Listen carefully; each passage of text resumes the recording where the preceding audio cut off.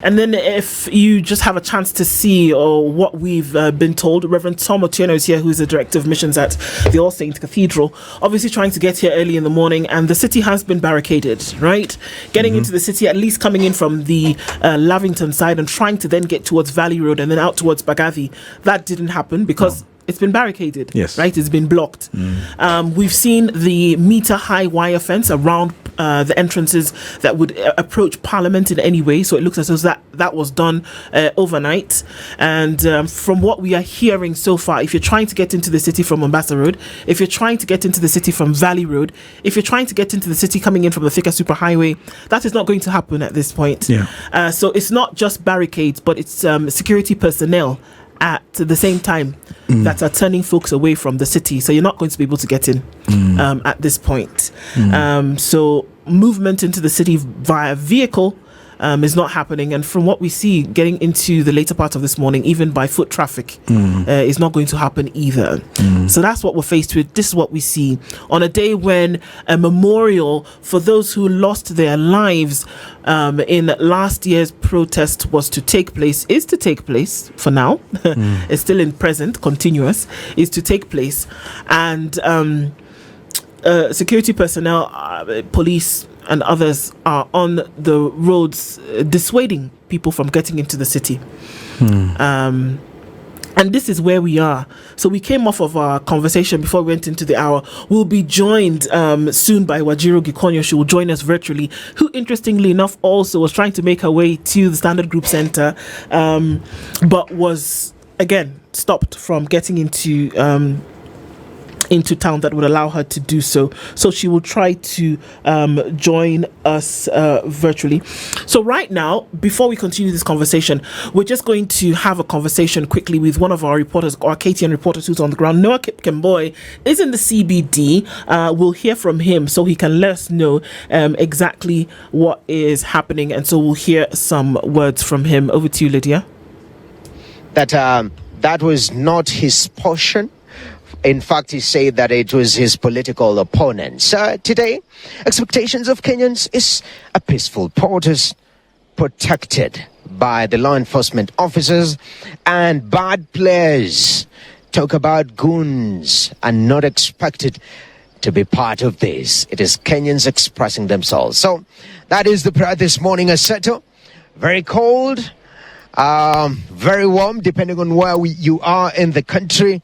But we are on Parliament Road, well guarded. This is one of the protected areas, according to the Inspector General of Police.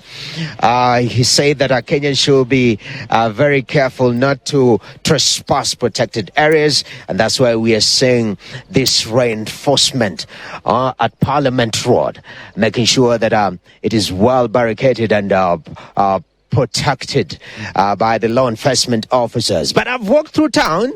Businesses are closed.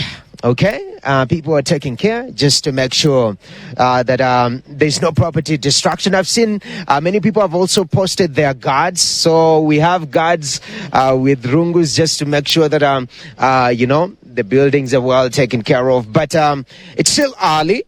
It is almost 8:15. There's a lot of development to come. But at this particular moment, I'd like to pass over to my colleague, Grace Korea.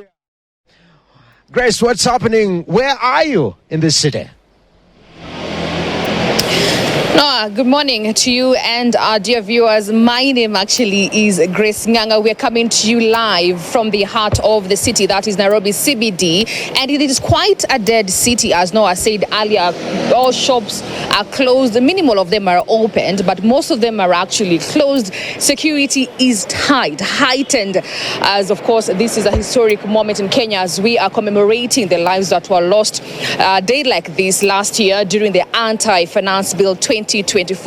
That is, reports from human rights groups say that over 60 people actually lost their lives. So it is quite an important day here in Kenya as those lives are commemorated. There, as you can see, live pictures. Most of the shops, as I said earlier, are closed. It's a dead city. Nothing much is really happening. I think Kenyans are just taking precautions coming from what happened last last week during the protest where some properties were destroyed and theft was in the city. So perhaps maybe most of them are just afraid of opening their businesses today.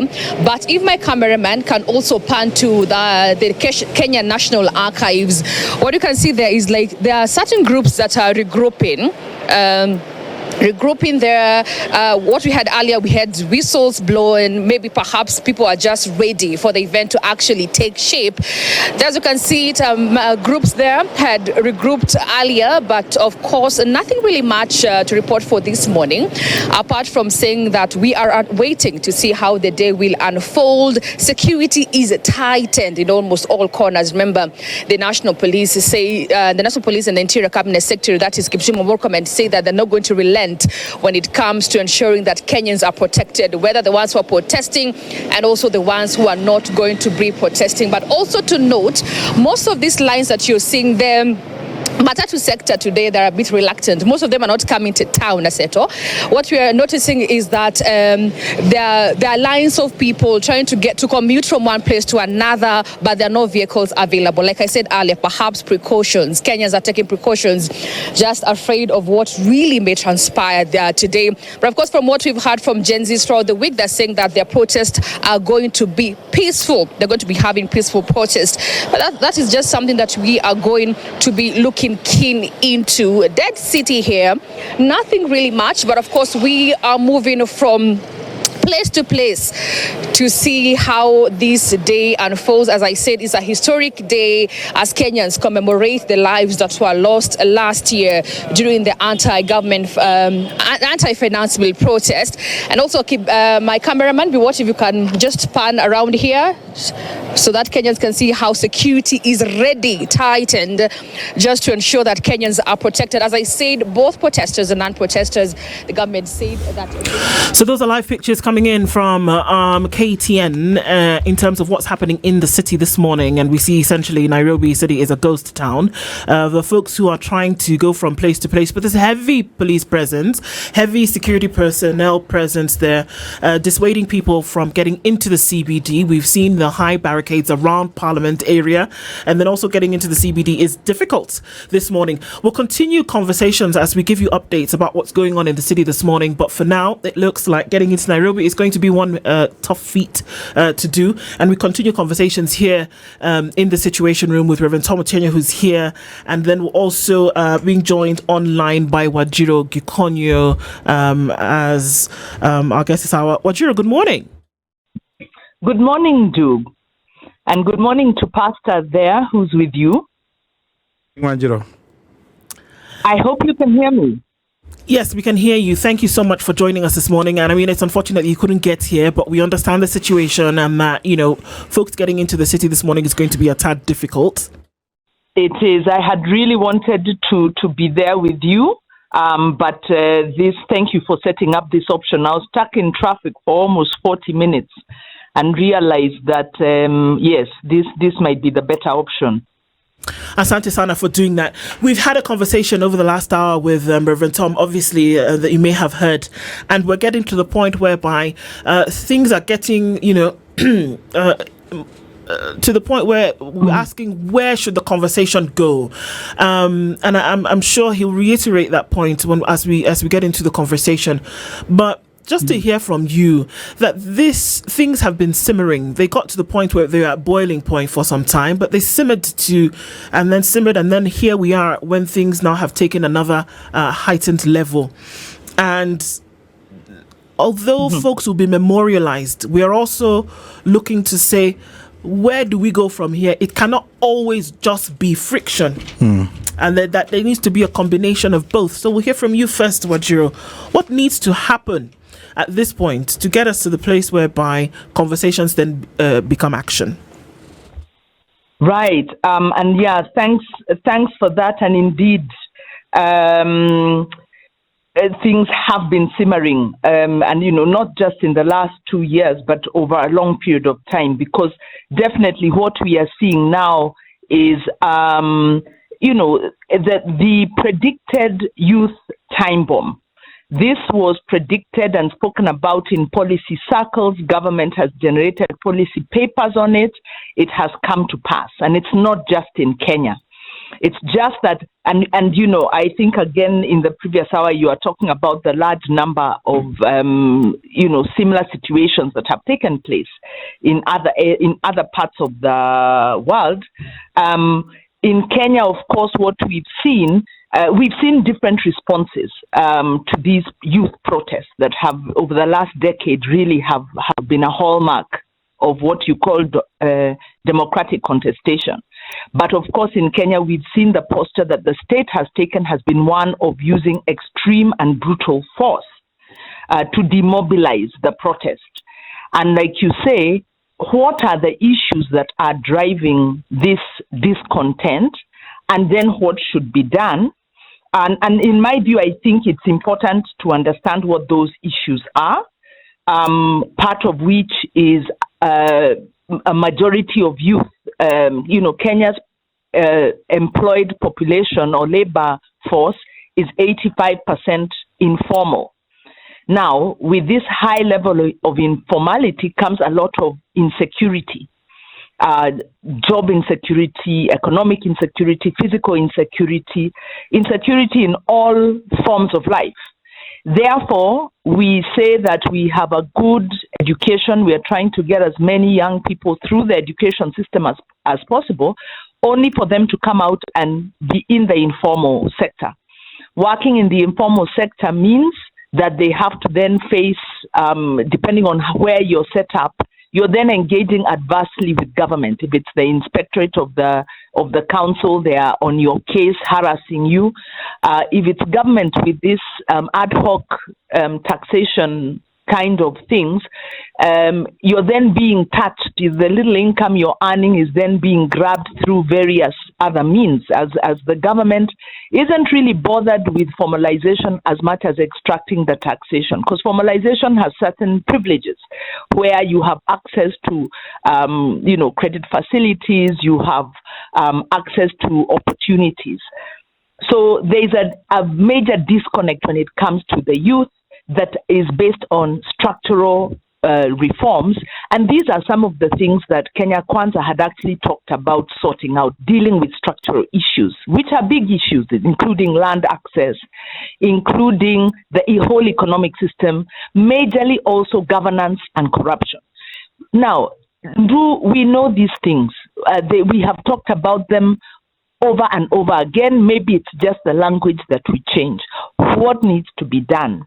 The youth protest is a major opportunity for us because the youth have decided to lend their voice into the political discourse. Many young people didn't vote in the previous elections. In fact, they were dismissed as being apathetic and not being serious. They have shown us they are very serious. But how do we then tap this serious protest energy into transformative energy? For that, there needs to be, and I'm glad I'm hearing a lot more of this, cross-sector engagement, intergenerational engagement, where you organize around the protest energy to build a transformation platform. That means that religious leaders, transformative religious leaders, because not all religious leaders are transformative. Some are very comfortable with the status quo. Some are deeply in bed with the status quo. Who are those transformative religious formations that see we can't continue with a country where systems are so unequal? Can they join this process? We then need to have dialogue across these groups of actors, but those dialogues need to be informed by principled positions. For instance, first instance is we must deal with the security, the abuse of security, this brutal security and the killings and abductions, the vigilantism. We must deal with that. And if we decide we are going to deal with that, we then have in leadership positions in the security sector people who really cannot be part of a dialogue process, and there is requirement for some negotiated process for these people to step aside, so that we can have people who have the credibility and trust of Kenyans and don't have the blood of Kenyans on their hands. So we need organization, we need dialogue, we need discipline. Non-violent protest requires discipline. It's not supposed to become violent like it's not supposed to mirror the behavior of the oppressor. We need strategic communications. Of course, the GenZs are very good at that, but you now need strategic communication that pulls people into the movement, not out. But most of all, I think we need to understand what nonviolent protest is and not treat it as though we either have dialogue or we have nonviolent protest. I think they go hand in hand, because nonviolent protest that the youth have brought, and the youth are nonviolent. The violence is brought by the state, and it's brought by state-sponsored vigilantism. Nonviolent protest is an expression of sovereignty. Nonviolent protest is the means you use when the democratic systems fail to work, where government is tone deaf. So we need to add on to the non-violent process these processes of dialogue, these processes of engagement, infuse the discipline and the principled negotiations. But it is not to say we must get out of the streets. The streets are a very important arena of dialogue and contestation with an authoritarian system. Thanks, Wanjiru. It's interesting because before we went to the break, Reverend Tom said, both of these things must happen when we speak about, the demonstrations that take place in the street to push for a particular agenda, as well as these boardroom conversations that happen. But Reverend Tom, I think before we went to the break, just to expound a little bit, that you said that there must be somebody who is the face. There must be someone or a group of people who are the leaders for whom you must have a conversation with. Do you think that if that was the case, that we would not be where we are today? If there was somebody who was the face and stood as the representation of leadership on this side that was demanding for this change in government, would we be here 1 year later where things are still spiraling out of control? I think we would have been in better space, and we would have had actually a better structure to engage. Because then we would be talking to the GenZs through the GenZs, all right?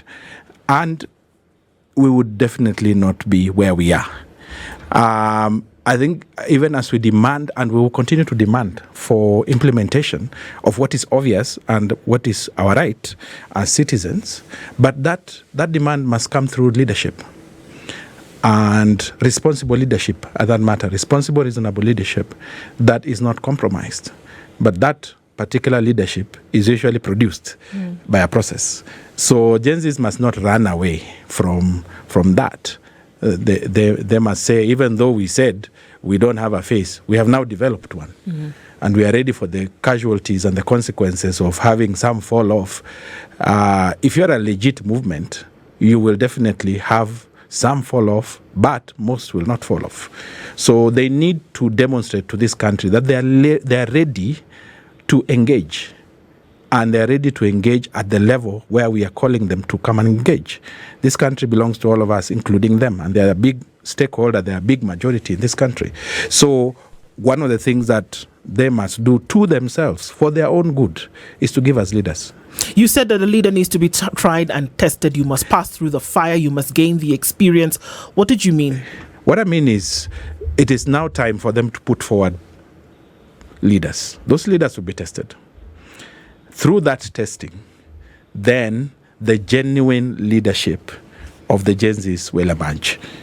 All right? Because then those leaders are those that have been tested through time and through state apparatus, because that tests you. And they come through and they say, we want. And when they speak, they are speaking for the GenZs because they are part of them and they have been produced.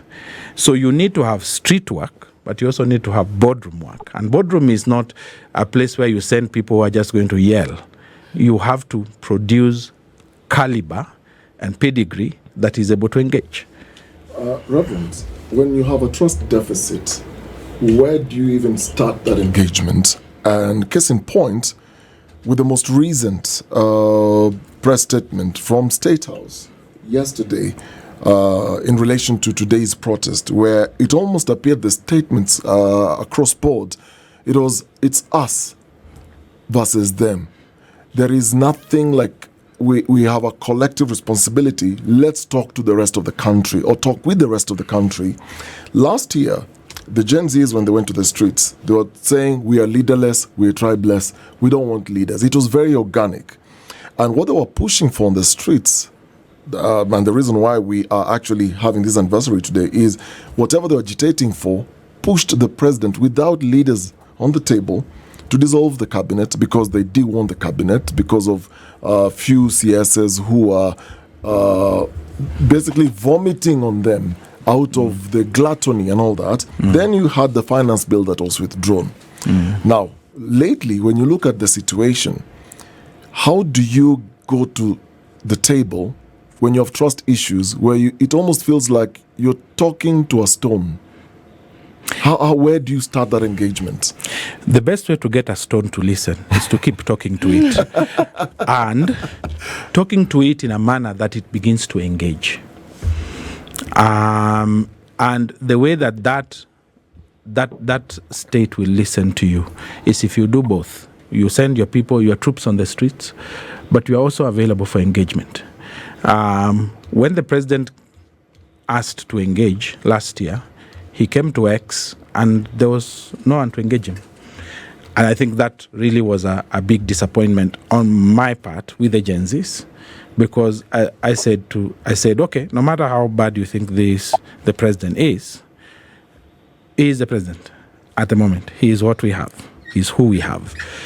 He is not legitimately out of his time. He is within his time. He's serving his time. The things you want are things that you can begin engaging about now.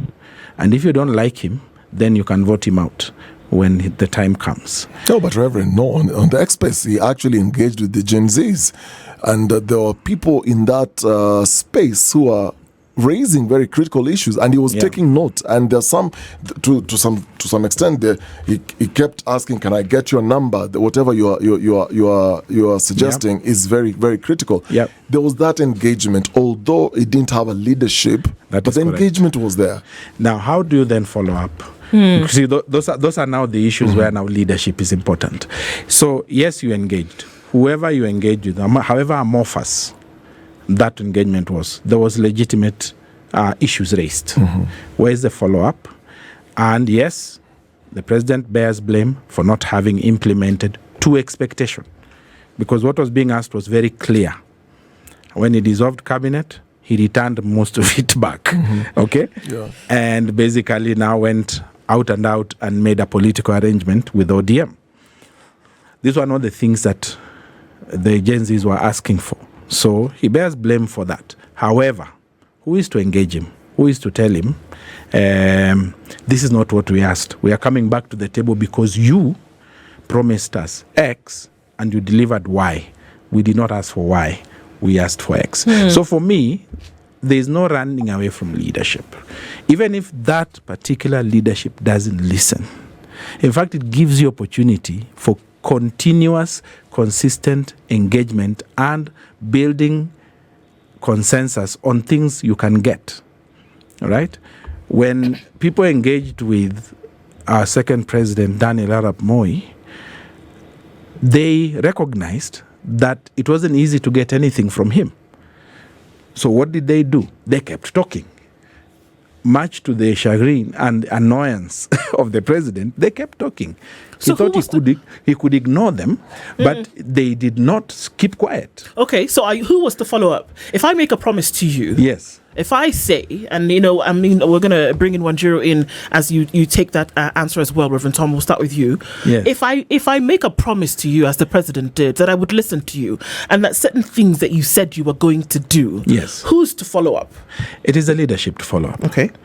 And that's why, if you keep coming as a crowd, yes, you achieve what the streets are meant to achieve. Without fail, you will achieve that. But this yawning gap about boardroom engagement, which is something that you can always, it is so easy to pick up this boardroom group, okay? Give them instructions and say, even as we go to the street, you people preempt us. This is what we want to achieve. It's a strategy in battle. What is this battle supposed to achieve? Okay? If it achieves, whatever it achieves, you go back to the war room and you strategize. And you say, but you strategize with your leaders. Between the next battle and the last battle, you have boardroom engagement. Reverend, I feel and understand where you're coming from. You're a very good man, but we are surrounded by wicked people.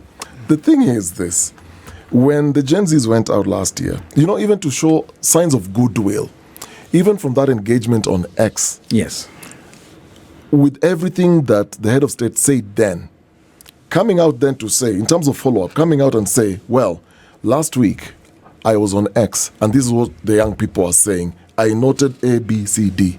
Now, I'm going to do 1, 2, 3 things within this space and within these timelines. Yeah. There's nothing like that has come forth. Mm-hmm. If we are talking about nurses on the streets, with their leaders sitting in boardrooms talking to the relevant CSs, even with the head of state. You've got doctors on the streets, teachers go to the streets, they have leadership. Isn't that telling you that with or without leaders, you're talking to people not willing to listen? And this has been happening through the years. So why would we then expect these young people going to the streets to come up with leaders to go sit with the same people who never listen? Where there has been leadership, you've cited, and I think correctly, you have cited trade union leadership. Mm-hmm. And trade union leadership, because they have deployed both tools, they have got something. They have not come out empty-handed. Whether you're talking about, the medical trade unions or the labor trade unions or, anybody that sits at the negotiation table, knows that you must deploy both. So yes, tone deaf, yes, stonewalling, yes, all those are apparatus and tools employed by state so that they can keep doing what they want to do. But you see, if we let them, they will do what they want to do. But if we keep talking, you can actually talk someone to the point of irritation. In 1991, when President Moi called KANU delegates, they did not anticipate what he was going to tell them. No. He just woke up and said, and up to that time, in the morning, the banter was, there is nothing like multi-party. Nothing. Mm-hmm. Then he calls them and he says, I am saying, let us give multi-party. People are just sat back and say, what happened to you? No, there was a culmination of a process. But in that process, there were people who did not stop talking and did not stop going to the street. And so for me, the tone deafness and the stonewalling by state is nothing new. Governments are given to that. However, what is our strong point as citizens? What is our strong point as people in the church? We are stakeholders without apology. Where do we engage? That is where we need to go. Wanjiru, let's hear from you, because here we are saying that, the conversation needs to continue and have a conversation. But on the other side of it, is there willingness? Is there a listening ear that's met by this conversation? And if so, would we have heard it by now? Yeah, is there a willingness?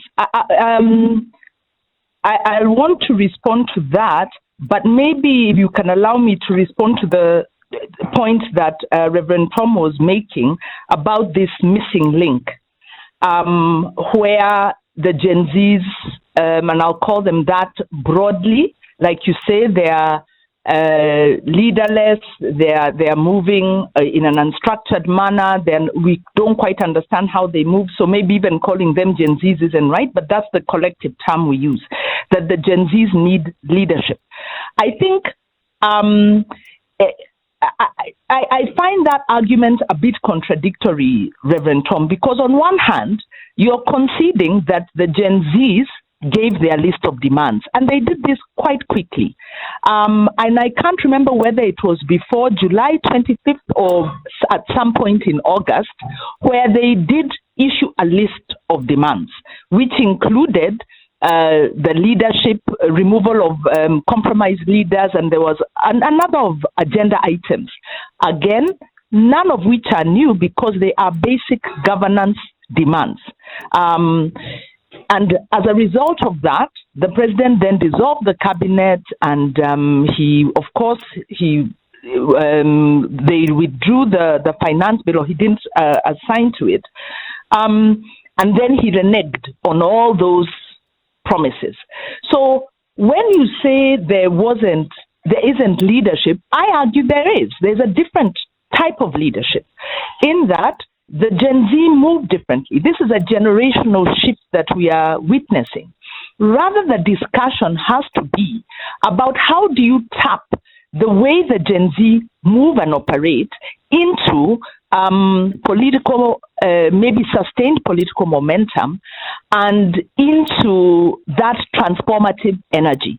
And I would say that the Gen Z protest has been immensely impactful, but because of the absence of the collaboration from other sectors, the religious sector, the business sector, the union sector, because of the lack of collaboration, then the state has been able to demobilize.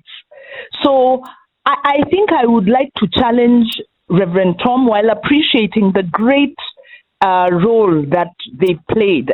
All Saints has become a haven. During the protest, they remain open in their statements and their prayers. They are very clear that they are supporting transformation, and that's important because this is a role the church has always played in this country and the religious institutions have played. But in this case, I don't think the stumbling block is the lack of leadership. It is possibly the lack of collaboration across the different types of platforms.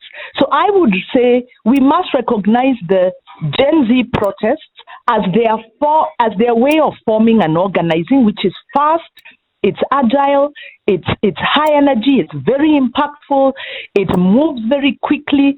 They were doing civic education in 2 days that would take us maybe 3 months to prepare. That is the energy they bring. What is the energy the church brings? It's more hierarchical, more structured, more measured. That is their strategy. So the question would be, how do you collaborate? So I don't agree the missing thing was to meet with William Ruto on X, because there would have been nothing out of that discussion, as evidenced by his response. The only way to move an intransigent government is for broad-based movement collaboration. So one, we recognize this state would rather employ illegal means to sustain themselves. So one, they've gotten into a broad-based government, which is to properly kill the opposition, which makes us more vulnerable to state interest. And then two, the use of the state violence, deadly force, snipers, using army-like tactics, military tactics on unarmed peaceful protest. So that is the issue. The other issue in this broad-based coalition for transformation is, can the church hold up its end? The protesters asked very clearly and rightly that the church stop hosting political statements in the church. Let the church be for prayers, not for political statements. And they adhered to this for a little while and then regressed. So I do agree there is a need for broad-based movement collaboration. I do not agree that there is a lack of leadership, because there is definitely leadership if people are coming out, but it's horizontal leadership. It's in that it's leadership of ideas. It's a leadership of ideology, and it is then meeting a hierarchical leadership that is based on that is used to positional leadership. So this positional leadership cannot understand ideological leadership. And that is the discussion we need to have with, democratic-minded and religious leaders, like have been demonstrated by Reverend Tom and others like him, and the Gen Z protest, to say that we move in different ways, but we want the same thing. How do we tap the energies? Because examples in countries that succeeded, even in transition change, shows that there was collaboration, a recognition that protesters will do work the way they do. And I agree, they must, even as they do so, they must adhere to their own principles of nonviolent protest. Eventually, they will transform and formalize, and some already have gotten into the formal arena. But what the Gen Z protest really is for us is saying that, where are the rest of Kenyans? Are they not bothered by corrupt leadership?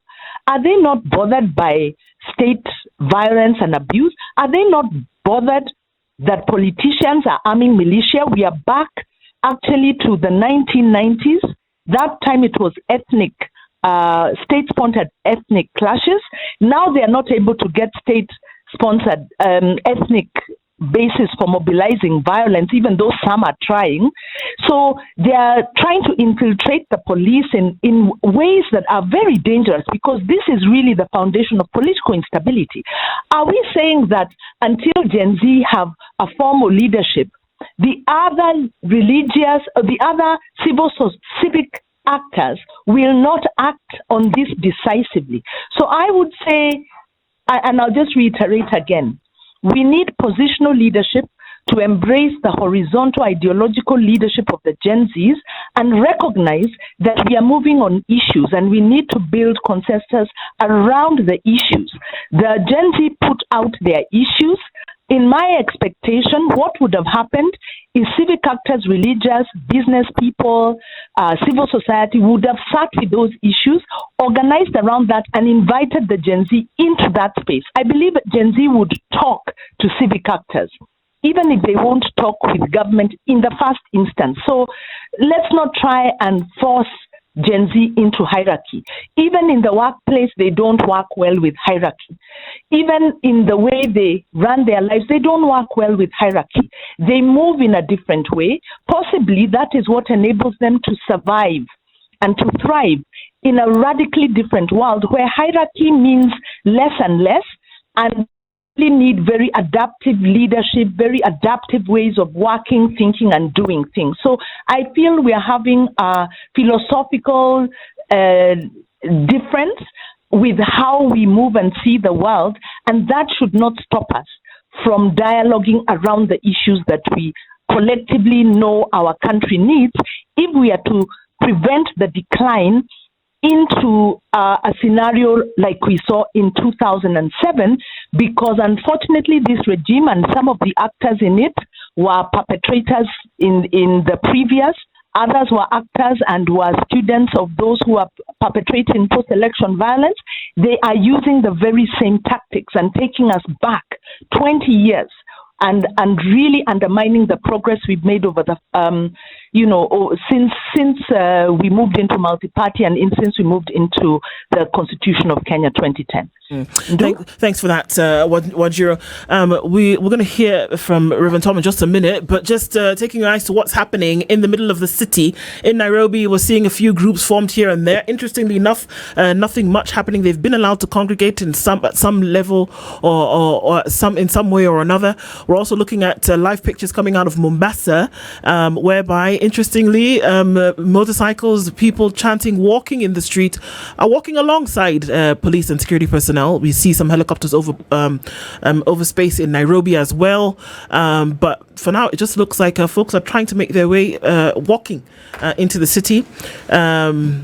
Seeing a little bit of tear gas already in Nairobi this morning, and what this will mean getting into the morning, we're not quite sure. But for now, some groups have made themselves into the city, and it's it's a peaceful so far. I'm not sure what's going to happen later on in the day, but it's the hope that it just continues in this manner. So people are walking in the city, Nairobi and Mombasa. You can see those pictures that we're getting, and these are live pictures from KTN as we continue with this conversation. Reverend Tom, even as we continue that, the question is that, you've heard what Wanjiru has said, and what many people say, we talked, and this is us talking, and that the structure whereby a boardroom would be used before to have a conversation would be difficult to do so because you don't have somebody who's listening, and that a conversation demands that two things happen, that at any one time there's one side that's speaking and the other side is listening, and at the other time when you turn the baton, there is a listening and then there's a speaking, that there's something that comes out at the end of it. But the indictment has been that you don't have a listening ear on one side of the conversation, and this heavily lies with the administration of the day, and that people are speaking but that there is no listening. And if that's the perception, how then do you deal with that? And people are saying, we've had conversations, we're not having these conversations anymore, and we've heard what the call is. One term is enough. You've heard what the slogan hearing is, Ruto must go. Is that enough?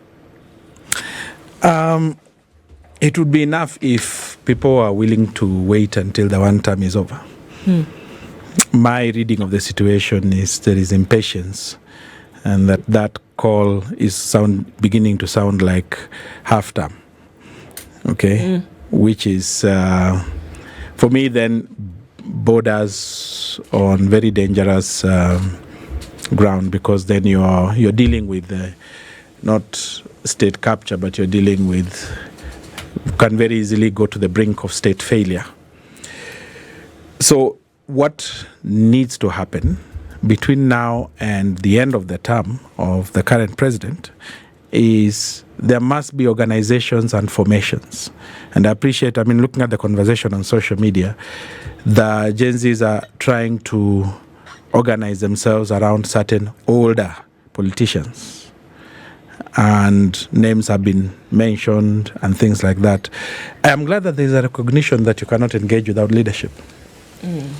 Even among the GenZs, there are those we go to when we want to have a conversation. So you cannot run away from leadership. And leadership doesn't have to be hierarchical, really. What we're asking for from Gen Z is leadership. Who do we talk to? For people like me who sit in these meetings that aim to unlock the stalemate and aim to produce a little more results in the demands and saying how much has been implemented, you must call someone to the table. And you must call a Gen Z to the table, somebody that is acceptable to them. So in talking leadership, we're not talking hierarchy. We're saying who represents your aspirations, who champions your cause, who do we talk to when I have an invitation for a seat, for a Gen Z to speak, who do I call? And if government wants to talk, even if it's just a talk shop, there is usually, they say there is no harm in talking. But the follow-up in that conversation, follow-up then follow through, is where we have failed, isn't it? So that's why we are here having this memorial, because we are saying we're talking to people who are not listening. So how will Gen Z do their tracking of demands? All right? Who will they hold responsible for tracking these demands? Because then in boardroom engagement, you cannot have the crowd. You must invite someone. Who do we invite? So it's simple things like those that make the arithmetic a little complicated. Because while I understand that they are a horizontal dimension kind of generation, leadership is not horizontal. Leadership gravitates towards, pulling people to a direction. That's what leadership is. And the direction is usually articulated by the horizontal. So the people who percolate to lead only do that because they represent and they state that which is being said by the horizontal. Wanjiru? Yes, Wanjiru, you wanted to jump in there, I think. Yes. I just wanted to say that in this conversation, I think we are definitely at a foundational level. I'm having a problem with some of what Reverend Tom is saying because he's conflating a few issues. Number one, when you talk about needing to have Gen Z round the table, I'll throw the question again that you haven't addressed of round the table to discuss what? Because the demands were made. And if we are talking about moving from positional leadership towards ideological leadership, then what of the Gen Z demands are those that need to be discussed in a boardroom? Because this idea that political leaders and church leaders sit in a boardroom and talk, and as Reverend Tom says, yes, there's no harm in talking. I think the Gen Z have said they are not interested in empty talk. And this is refreshing because we have too much empty talk at a point where our constitution is failing because of absence of rule of law, serial violations, reneging on promises and violating the constitution, ignoring court orders. So my question still comes back to this. I do not believe the challenge. Oh, first of all, today the main commemoration is of those we lost. Why did we lose? Is it 200 and I'm looking for that figure, 352 extrajudicial killings since 2022. 352.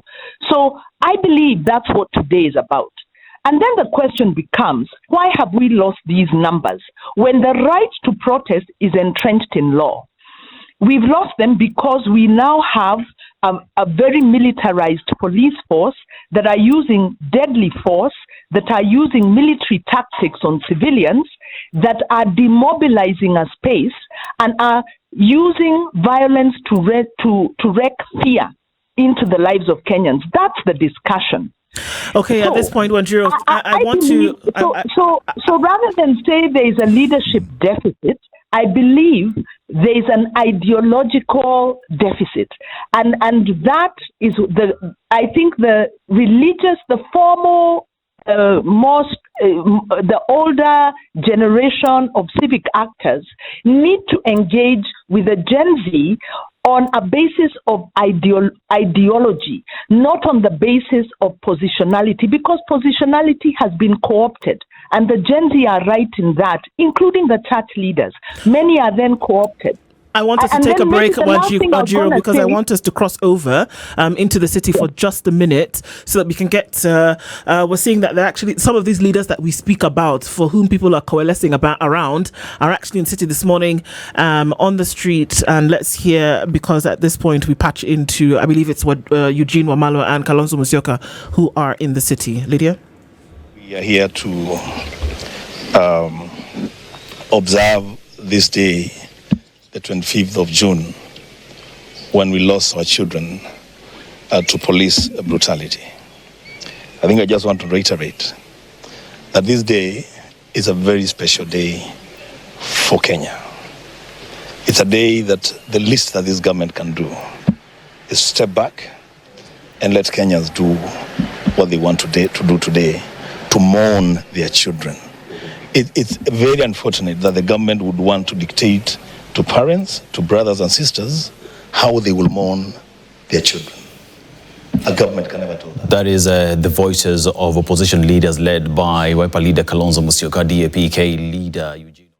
Okay, so I mean, obviously, just taking a quick look at what's happening in the city this morning, and that was a bite from Enoch Wambua, who is flanked there. We can see by Eugene Wamalwa, Kalonzo Musyoka, amongst others, who've decided that they're going to show their solidarity in memorializing what happened. And so those are split pictures that we are seeing in the city this morning on both sides. We came from a last comment that you were making, Wanjiru. Let's just take that quickly. I'm going to come back and take a final word from Reverend Tom.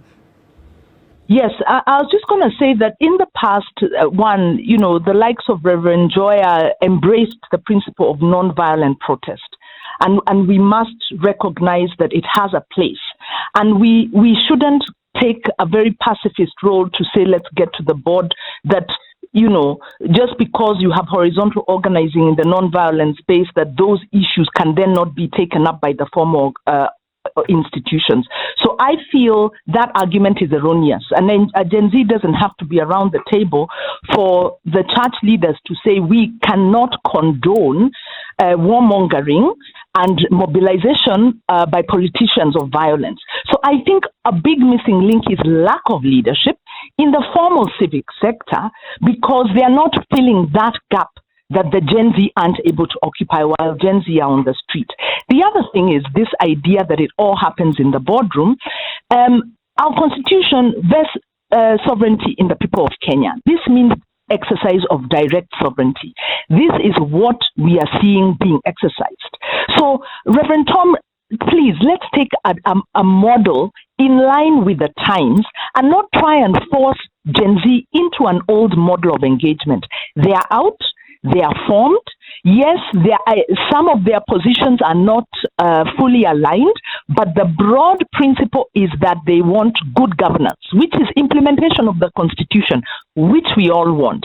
If the formal organized civic groups come together and rally around the Gen Z demands and invite Gen Z to that, we will begin to see formation. But don't expect that all of Gen Z will form into a political movement or into a political party. It may or may not. It may simply be a platform for the expression of ordinary Kenyans who feel they need to express themselves. So this idea of if things will work when they get into the boardroom, that's not true.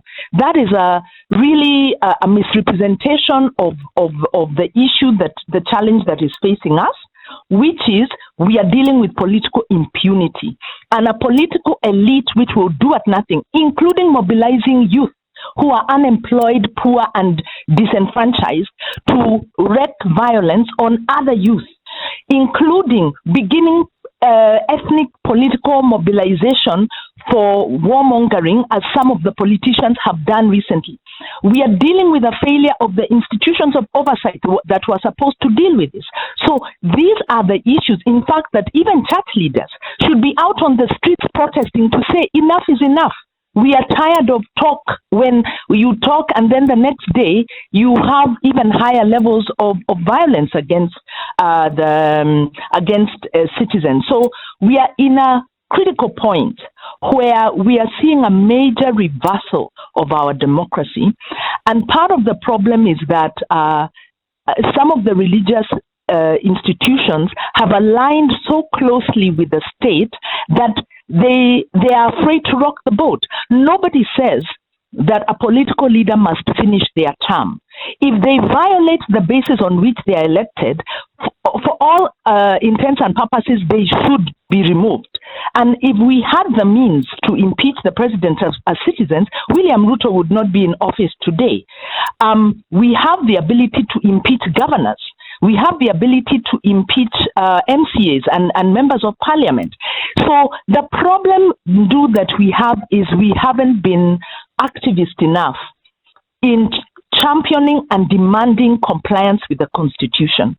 Partly also, we as citizens have elected these very leaders who are serial violators of the same.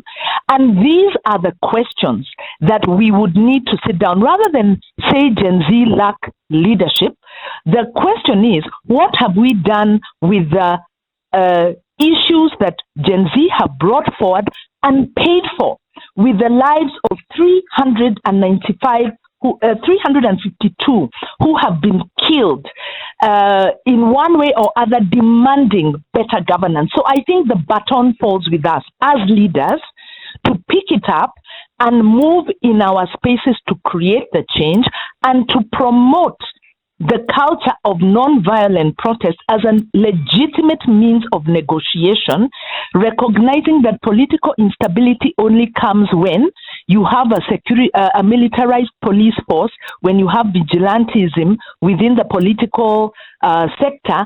That is what sows the foundations of discontent and threatens to undermine the security of the country, which is where we are. And we need a radical movement that doesn't include blaming those who are agitating for our rights, but rather looking at ourselves and saying, what do we need to do differently? Thanks for that, Wanjiru. We'll just hear your final comments, Reverend Tom, even based on all of that, and then, what we're looking at in the week, not days, hours, days to come. I think, let me pick up several things that Wanjiru has said. First of all, I do not agree with Wanjiru that you can agitate for things from a distance. You must come close enough. You must identify yourself. You must identify your agenda, because, as you rightly said, it is multi-sectoral and everybody must come on board. The Gen Zs must come on board. They must structure themselves into leadership.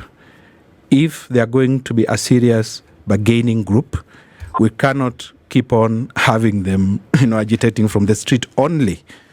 They must learn how to agitate from both sides, which is to say, why don't they organize themselves into leadership? Leadership is not positional. Leadership is influential. And that is really basically what I am saying. Leadership is influential. It is not positional. Who speaks and who articulates your issues? That is basically the matter. Who do we talk to when we want to talk to Gen Zs? You can engage the whole crowd, but who speaks for you? So far, Gen Zs have gotten here because a few Gen Zs percolated to the place of expressing the aspirations of that generation. That is what my definition of a leader is. My definition of a leader is really not chairman, secretary, director. That is usually a consequence of the first quality of a leader, which is influence. Where are the people of influence for us to talk to when we need to talk and talk about things that move this conversation forward? So the Gen Zs must put that forward. If they don't put that forward, they'll continue doing what they're doing in the street. It will have a certain effect, but not the desired outcome that you can get from engaging on both platforms.